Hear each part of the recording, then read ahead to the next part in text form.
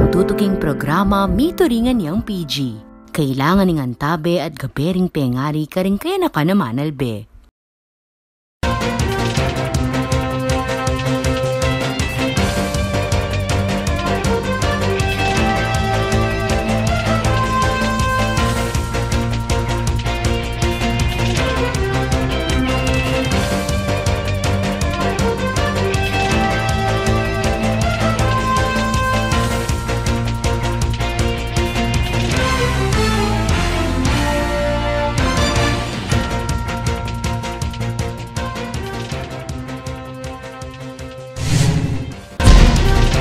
Maya pa oras kabalen. Kaya tabing mabilog ang puwersa ng One Media TV 44 Pampanga, mabiyela rin makapanahon at lokal na istoryang dapat yung abalo, kapamilataning garantisado, kumpleto ang pong balansing informasyon. Oray ni pura yung balita may kalap ngayon Biyernes, November 24, 2023. Yako po Ibeni Ginto at iti in News Force Pampanga. Determinado yung city government ng Mabalacat na pasiklangan panglakwas ang programa para kareng kayanakan. Ay ning balita ng Patricia Mamangon. Pasibayo ng Pepasyag Mayor Crisostomo Garbo ing kayang determinasyon na tutukan pang lakwas ing kabilyan dareng kayanakan king syudad Mabalacat king kayang State of the Children's Address. King kayang speech binida na lang ning alkalde ren progresong merapat kareng nilabas a banwa at reng tutuki pang takbang ning city government para kareng anak kapamilatan ning pamagbuong environment o lugal aligtas at managumpela reti. Makasentro la kanoreng prinsipyo ning administrasyon ng Garbo king susulong ning United Nations Convention on the Rights of the Child, kabilang na ing survival rights, development rights, protection rights at participation rights dareng anak. We are proud to report that the City Social Affairs Office (ICE) Assistance in Crisis Situation has been very beneficial in providing essential support to vulnerable children, ensuring their success to health care, education, and social services. Patunay kano iti king sinseridad ning LGU na siguraduan na masantingin kabilyan dareng anak king syudad at makinabang lareti karen programang pairal ning city government bang datangin panahon aktibo lang kasanmetong reti para king progreso ning komunidad. At yula naman king programa rengaliwa pang manungkulan king syudad ampong barangay officials. Ako po Patricia Mamangon para king News Force Pampanga. Balitang tutuking balen, susuyo. Ing SK Chairperson ibat king balen ning Lubao, ing migsilwing tumod dareng kayanakan king sanggunian panlalawigan kay Bat Mihalal bilang presidente ning SK Provincial Federation. Ay ning report ng Patricia Mamangon. Formal na lang sinumpaking katukulan rembayong halala opisyales ning Sangguniang Kabataan o SK Provincial Federation in Pampanga inyang Webis, November 23. Penimuna ning Judge Mary Jane Dacara ning RTC Branch 43 ing oath-taking ceremony ning federasyon. Agpangking resulta ning genapanaalalan, pamuntukan ning SK John Carlo Cruz ibat king Lubao ing aguman kay Bat Mihalal bilang presidente. SK Lloyd Nucom naman ning palit ing magsilbi bilang Vice President. Tinalakad naman bilang Chairperson ng Election Committee, ESK Chairman Aisen Roy Hanson ng Ciudad San Fernando.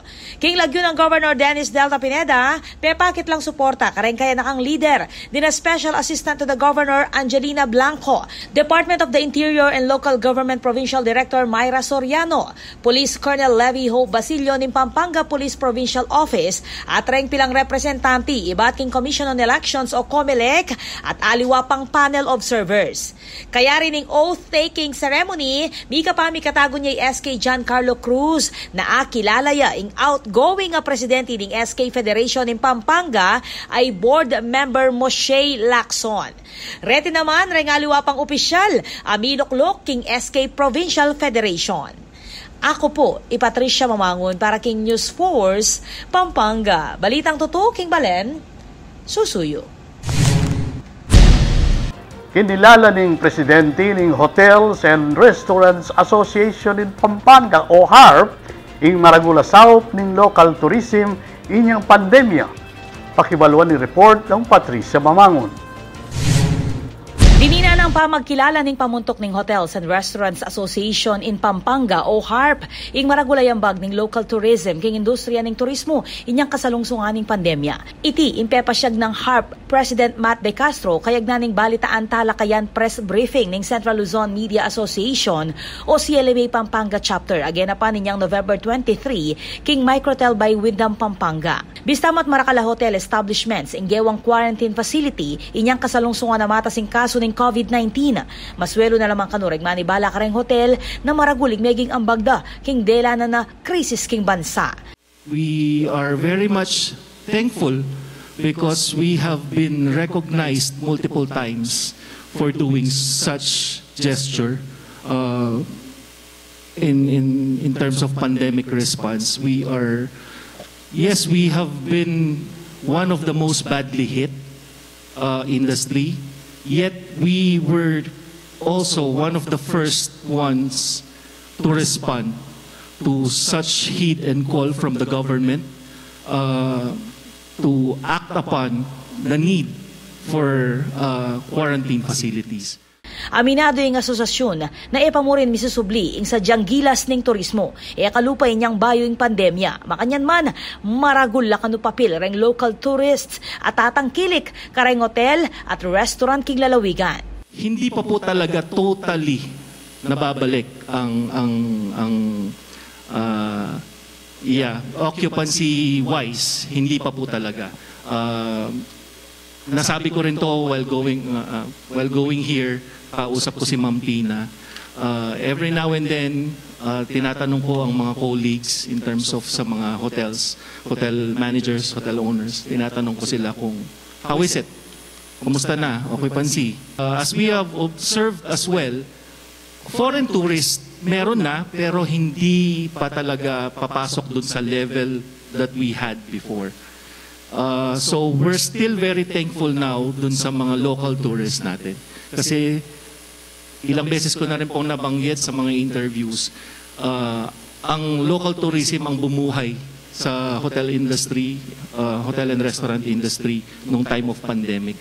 And up until this time, malakas pa rin po ang local tourism natin. And hopefully magtuloy-tuloy nga po yan para kahit papano makabawi-bawi man lang kami. Aminado yung HARP na makaapekto king karelang occupancy rate. Regme manalakada Airbnb business, private villa for rent at aliwa pang staycation places. Makanyan man, binida na naman rating karelang yampang ade kalidad na serbisyo kareng guests ampong turista. Service, definitely ma'am. Service po talaga ang maiiba kasi po yun nga po, hindi po kami magsasayang ng mga budget namin para pa-training sa mga empleyado para lang sa wala. So this is the main difference kasi on hand po talaga ang mga service department ng mga hotels compared dun sa mga villas. Iba yung market natin sa Airbnb, iba naman din yun sa hotels. Kasi sa Airbnb, kayo yung maglilinis ng room nyo, wala kayong housekeeping, wala yung lahat. Unlike if dito sa hotel nga, as mentioned, complete yung natin, yung service, and 24 hours. At yuya naman king press briefing, John Ray Comorongan ning National University Clark. Samantala, pepasyag na naman ning HARP na makasadya na lareti para king MICE Conference. Aganapan, King Clark, King Toto, King Banua. Ako po, Patricia Mamangon para King News Force, Pampanga. Balitang Toto, King Balen, Susuyo. Atin pa mga paling balita, King pa magbalik ning News Force, Pampanga.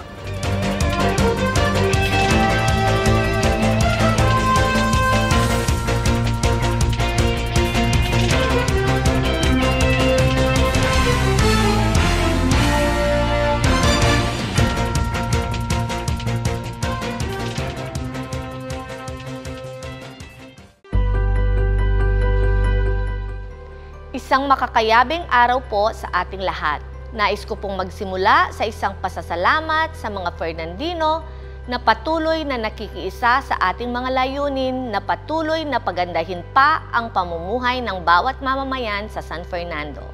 Masaya po tayo na nakikiisa ang mga Fernandino at nakikialam sa iba't ibang issue na hinaharap ng ating syudad.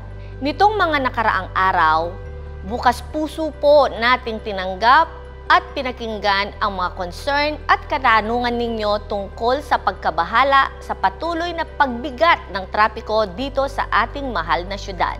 Bago po natin detalyadong pag-usapan ng mga ito, nais ko po munang ipaabot sa inyo na tayo sa lokal na pamahalaan ng San Fernando ay seryoso at determinadong mapabuti ang sitwasyon at mula nung ako po ay mailuklok bilang alkalde ng San Fernando, walang tigil po ang ating pagsasaliksik, pakikipag-usap sa mga eksperto at sa mga departamento upang makapagbigay ng pangmatagalan at pangmalawakang solusyon sa problema ng trapiko.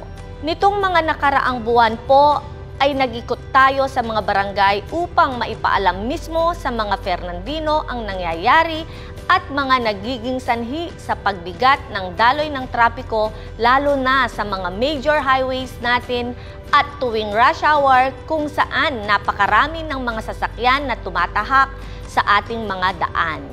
Base po sa City Public Order and Safety Coordinating Office, dalawa po ang nakikitang dahilan ng nasabing problema. Una po rito ang patuloy na rehabilitasyon ng Manila North Road at MacArthur Highway. Ang MacArthur Highway po na major road sa ating syudad ay pangunahing daanan ng libo-libong sasakyan kaya naman agad na nadarama ng mga motorista ang pagbagal ng trapiko na dala ng patuloy na rehabilitasyon dito. Pangalawa po ay ang rehabilitasyon naman ng dalawang barangay road na ginagamit naman bilang alternatibong mga daan para sa mga apektado ng patuloy na konstruksyon sa MacArthur Highway. Walang tigil po ang pagtatrabaho ng lokal na pamahalaan upang makapagbigay ng tamang solusyon para sa mga ito. Mula sa patuloy na paglilikom ng datos ukol sa trapiko, mga lugar ng congestion at iba pang kaugnay na impormasyon upang mas maintindihan ang problema. Nagpapakonsulta rin po ang traffic management sa mga dalubhasa sa trapiko at city planning at mga otoridad sa transportasyon upang makahanap ng mga epektibong paraan ng pamamahala sa trapiko. Sa kasalukuyan, ilan lang po sa ating mga ginagawang aksyon ay ang maayos at patuloy na deployment ng CPOSCO at Traffic Management Division personnel sa mga lugar na rehabilitasyon ng MacArthur Highway upang makatulong sa trapiko. Sa mga barangay roads naman po ay patuloy tayong nagkikipag-usap sa mga homeowners associations upang ipaalam ang sitwasyon at hingin ang kanilang suporta at tulong sa ating paggamit ng mga alternate roads. At marahil po isa sa nakikita nating makakatulong ng malaki ay ang patuloy nating pakikipag-usap at pakikipag-koordinasyon sa Department of Public Works and Highways na namamahala sa mga nasabing rehabilitasyon sa ating mga daan. Maraming beses na po tayong nagpaabot ng sulat at nakipagpulong sa regional office ng DPWH upang ipaalam sa kanila ang nakikita nating maaaring gawing hakbang upang makatulong at maging solusyon sa trapiko. Nais nating magkaroon ng mas maayos na phasing sa construction at maging lalo pang sensitibo sa schedule o oras ng construction sa mga daan upang hindi ito tumama sa rush hours. Sa mga ginagawang barangay roads naman po sa Baliti, Tupanipuan Road at Baliti Road Rehabilitation na parehong naka-schedule matapos ngayong Disyembre at sa Enero ng susunod na taon. Suhestyon natin sa DPWH ay mag-focus muna sa paggawa ng daan bago umpisahan ang drainage works dito. Kasabay po ng mga hakbang na ito, sa tulong ng tamang datos at payo ng mga eksperto, tayo ay kasalukuyang gumagawa ng komprehensibong plano upang resolbahin ang mga suliraning dala ng trapiko. Kasama rito ang pagpapabuti ng pampublikong transportasyon, pagpapatupad ng smart traffic management systems, pagpapaunlad ng mga pasilidad para sa mga naglalakad at nagbibisikleta at pagsasaayos ng ating mga kalsada. Layon natin na siguruhin ang ating plano ay realistic, posible at pangmatagalan. Sana po ay patuloy rin tayong makialam at makibahagi sa prosesong ito. Ang inyong mga opinyon, mungkahi at mensahe ay napakahalaga dahil lahat po tayo ay kailangang makilahok at maging parte o bahagi ng solusyon para sa problemang ito. Asahan niyo po na patuloy nating ipapaalam sa mga Fernandinos ang bawat importanteng balita at datos tungkol sa trapiko. At asahan ninyo na hanggat tayo po ang driver at namumuno sa lokal na pamahalaan ay hindi tayo titigil upang maresolba ang trapiko sa San Fernando. Marami pong salamat.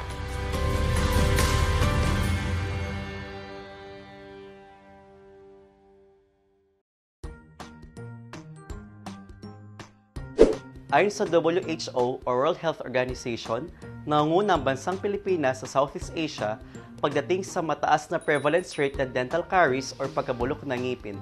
Narito ang mga 7 gabay sa pagsisibilyo para sa inyong kalusugang pangdental. Magsipilyo pagising sa umaga bago matulog sa gabi. Maglagay ng angkop na dami ng toothpaste sa sipilyo. Iwasan na magmumog after mag-toothbrush. Idura lamang ang bula. Mag-toothbrush sa loob ng 2 minuto. Sipilyuhin ng ngipin ng paikot-ikot. Paki-check ang tamang content ng fluoride. Baka iwasan ang pag-inom at pagkain ng matatamis. Kumain ng mga masusustansyang pagkain. No caries, no worries. No caries, no worries. No caries, no worries.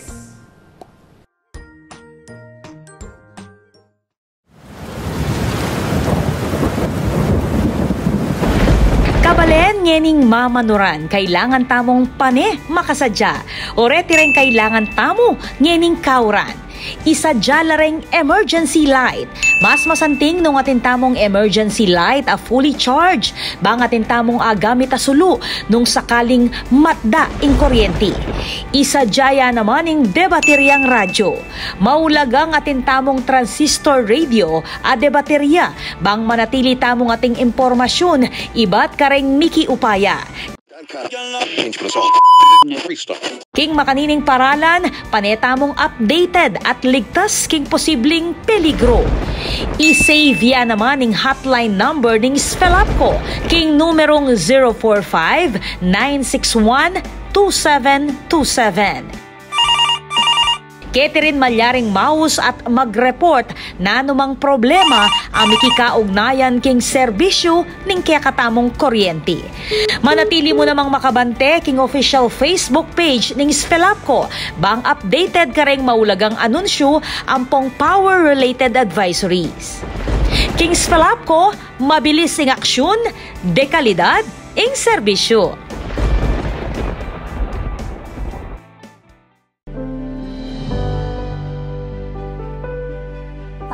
Malapit na po ba tayo? Malapit na tayo, nak. Magagawa po ba yung gusto kong kwarto? Oo naman, anak. Marami tayong space doon. Wow! May mall, oh! May supermarket din pala. Oo nga eh. Nandito na lahat ng kailangan natin. Kumpleto sila dito. May swimming pool din.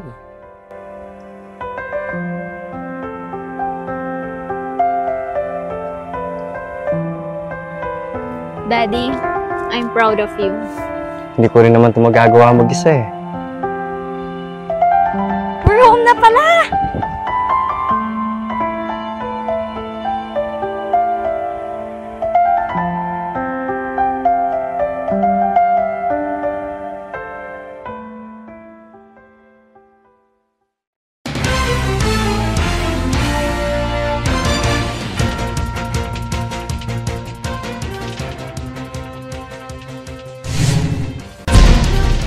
Dini pa rin balitang dapat tamong tutukan. Dapat kanung tutukan ng gobyerno ing problema king mitata sa kaso dareng Pilipinong daralan mental health issues. Ay ning balita ng Patricia Mamangon.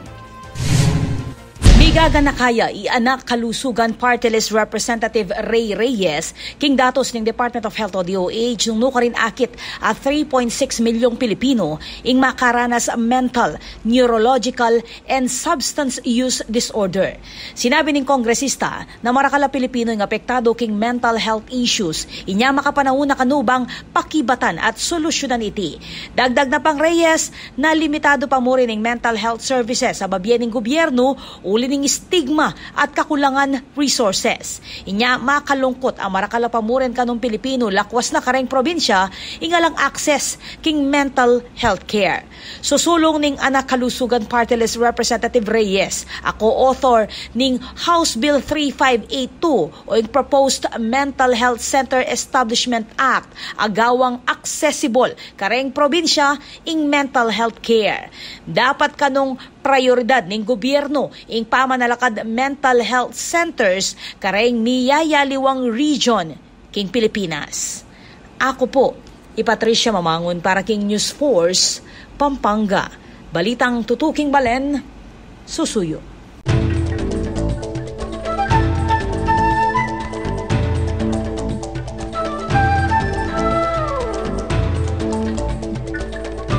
Dakala kwentong baryo ng mga tuwa at keraklan kareti impatungkol kareng bundok. Inyati niya namang kwentong makasalikuting bundok pinatubo. Nanoya kaya'y? Ing aita deng minunang menok nangan king bulkan. Pepalagyuan dating pinatubo bilang pamagkilala king gabun abi pagpatubuan o pitatamnanda. Kikilalanan dereti apo na malyari ing Diyos ning kaganapan o Lord of Events. Panwalan da rin kulot na ing malyaring pamamakbong ning bulkan, pahuli ning mimwaing apo king gagawang illegal a pamamutot kun at pamangulkulkete para king geothermal heat o paling manibat king lalam na niti. Sang kaning matigi ka paman ng palataya da rin aita, sinalikot laking kuweba ning pinatubo inyang magbugayang lahariti king kapanwalang miligtas la. Ing makalungkot mo abe, naking dakal da rin sinuklab king kuweba at lulamo ding miligtas. Sumangid ning trahedya, panwalanda pa rin ding kapatad kulot na pamagparusa ing kinggulot ning lahar at ilang miligtas ing pinili ng apo na malyari ang magtaglus king pamagprotekta king bulkan. Liban king baliwanag ning sensya king pamamakbong ning bulkan pinatubo at tinla namang sariling eksplanasyon ting kabalentamong kulot. Makanyan paman, meto yung tutumbukan ng karelang kapanwalan na yung pamanyamantala king kalikasan posibleng maging sangkan ng trahedya.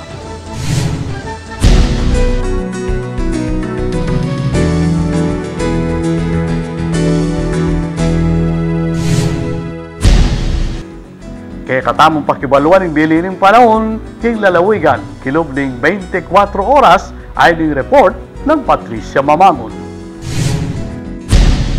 Makaranas pa mo rin kalat-kalatapaman ron na mikit thunderstorm king maragula parti ng Luzon adwang weather system ing nimiral king bansa inganging amyam o ing northeast monsoon at ing shear line o ing misasalubong nga marimla at mapaling angin na manibatan king Pacific Ocean.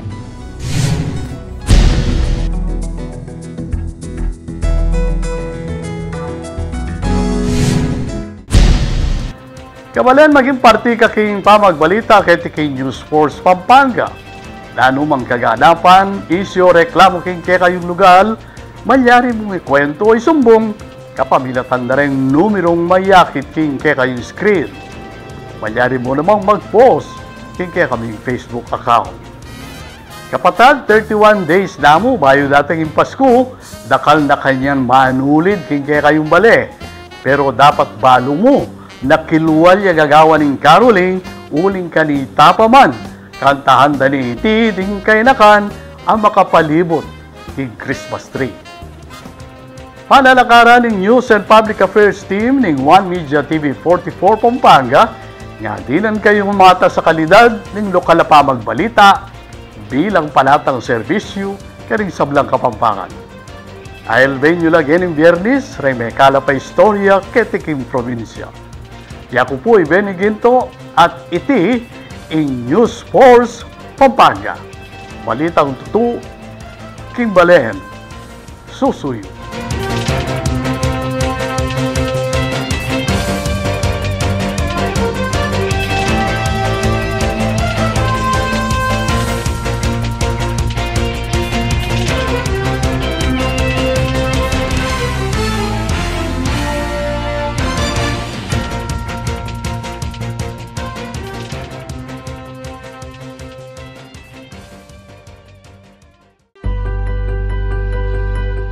Isang makakayabing araw po sa ating lahat.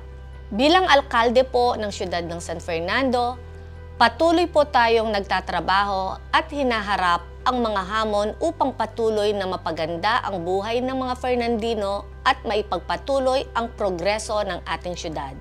Isa po sa ating tinututukan at isa sa 10-point agendas sa ilalim ng ating administrasyon ay ang peace and order o kapayapaan at kaligtasan ng bawat mamamayan. Ang ating pangako po ay mayaman man o mahirap, lahat po ay may karapatang maging ligtas sa San Fernando. Upang magawa po itong layunin ay patuloy ang ating naging koordinasyon sa kapulisan sa siyudad ng San Fernando. Kasama na ang kapulisan ng probinsya at rehiyon upang makita ang pwede pa nating gawin para paigtingin ang serbisyo at seguridad na hatid ng kapulisan. Kaya po ay wala tayong sinayang na oras nang malaman natin ang naging insidente ng pagnanakaw sa isang establishmento sa Lazatin Boulevard ngayong linggo. Sa briefing po sa atin ni San Fernando Police Chief Lieutenant Colonel Preston Bagangan, matapos mismo ang insidente, nakita natin ang agarang pagresponde ng mga pulis na umabot sa road pursuit o paghabol ng mga pulis sa mga kriminal, ngunit nakatakas ang mga ito pagdating sa may apalit. Wala pong lugar ang anumang karahasan at kriminalidad sa ating syudad. At pangako ko po na patuloy nating tututukan ang mga pulis upang mahuli at managot ang mga kriminal na ito sa kanilang paglabag sa batas. Sa investigasyon po ng kapulisan ngayon, patuloy ding lumilitaw ang problema ng kakulangan sa kapulisan sa ating syudad. Kawalan ng security guard sa ibang mga establishmento at mga hindi gumaganang CCTV camera sa ating mga daan. Kaya naman po tayo ay nangangako na igihan pa ang ating mga ginagawa para masolusyonan ang mga problemang ito. Mula po nang tayo ay maupo bilang alkalde ay patuloy na tayong nagpapadala ng sulat at nakikipagpulong sa Philippine National Police upang dagdagan ang kakarampot na bilang ng ating mga pulis na nasa higit 100 lamang na para sa higit 357,000 na populasyon ng San Fernando sa gabi at milyong-milyon dumadaan sa ating syudad bawat araw. Ngayong buwan lamang po ay nagbigay tayo ng karagdagang mga sasakyan para sa San Fernando Police upang mas magampanan ang kanilang tungkulan at lumakas pa ang police visibility sa ating mga barangay. Sa pamumuno at pakikiisa natin sa pribadong sektor naman ay atin pong sosolusyonan ang mga problema ng sirang mga CCTV na ating dinatnan upang lalong makapagbigay ng seguridad at kasiguraduhan sa mga panahon ng insidente. Magbubukas din po tayo ng pagpupulong kasama ang mga negosyante sa syudad upang malaman ang maaari nating parehong gawin upang hindi magkaroon pa ng ganitong insidente sa ating syudad. Gayunman po, siniguro po sa akin ni Colonel Bagangan na itong insidente nung nakaraang linggo ay isolated case lamang at base sa datos ng kapulisan ay bumaba na ang bilang ng kriminalidad sa ating syudad mula nang tayo ay manungkulan bilang alkalde. At andito po ngayon ang ating Chief of Police na si Colonel Preston Bagangan po para magbigay din po ng konting report sa inyo at kung anong aksyon po ang kanilang ginawa at gagawin pa. Salamat po, Mayor, sa mga kababayan natin dito sa San Fernando. Yung nabalitaan, yung nangyari nung nakaraang Sabado, kung saan mayroon tayong insidente dito sa Lazatin Boulevard na nagganap ng gabi.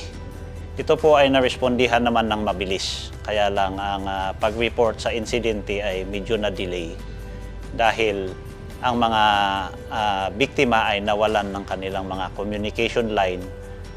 Kaya hindi sila makatawag ng responde sa kapulisan. Pero dahil sa tulong ng mga tao na nasa paligid ay sila mismo ang tumawag sa kapulisan upang ito ay agad na marespondihan. Hinabol po ang mga salarin dito hanggang sa umabot sa apalit hanggang sa mawala na ang tracing doon sa kanila. Itong insidente nung Sabado ay isang isolated case Ngayon ko lang nakita mula nung umupo ako dito sa San Fernando ang insidente na ganito na binibiktima ang ating mga restaurant. Sa parte ng kapulisan ng San Fernando ay paigtingin pa namin ang pagpapatrolya sa ating mga lansangan at sa ating mga komunidad upang mapigilan natin ang namangyari ulit ang mga ganitong hindi magandang pangyayari sa ating syudad. Maraming salamat sa inyong mga pangunawa. Ito po ay gagamitin natin bilang inspirasyon upang mas tutukan ang peace and order kasama ang kapulisan. Magdagdag din po tayo ng mga magbabantay sa ating mga lugar mula sa ating City Public Order and Safety Coordinating Office upang maging force multiplier kasama ng kapulisan at mga barangay tanod. Muli, nais ko pong ipaabot na walang lugar ang karahasan at krimen dito sa ating syudad at hanggat ako po ang mayor ng syudad San Fernando ay hindi po tayo titigil upang masiguradong lahat po ng Fernandino ay ligtas dahil basta Fernandino ka, kayabe ka. Maraming salamat po.